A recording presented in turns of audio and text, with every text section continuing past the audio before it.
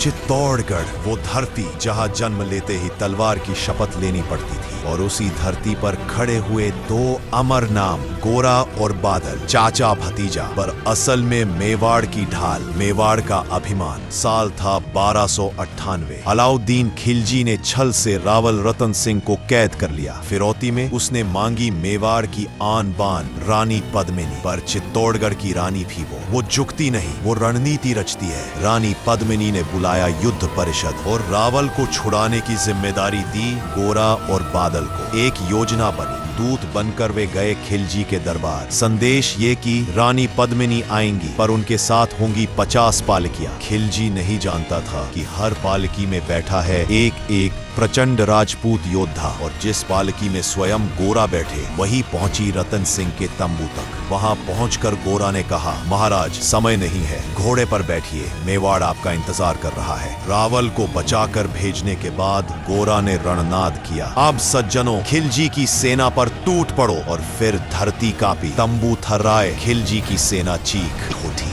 क्योंकि मेवाड़ के शेर अपनी तलवारों के साथ बाहर आ चुके थे। गोरा सीधे खिलजी के तंबू तक पहुंचा। उसे मार डालने ही वाला था कि खिलजी एक स्त्री के पीछे छिप गया। एक राजपूत स्त्री पर वार कैसे करता, यही उसकी मर्यादा थी, यही उसका धर्म। पर इस धर्म का मूल्य था वीर गति। गोरा और बादल जंग की आग में लड़ते लड़ते अमर हो गए। आज भी रानी पद्मिनी के महल के दक्षिण में दो गुंबद नुमा संरचनाएं खड़ी हैं, गोरा बादल के महल, जो याद दिलाती हैं कि मेवाड़ के लिए जीना और मेवाड़ के लिए मर जाना, यही इनके जीवन का संकल्प था। अगर आपको भारत का इतिहास पसंद है तो कृपया चैनल को सब्सक्राइब करें, क्योंकि हम रोज आपको अनसुने तथ्य दिखाते हैं।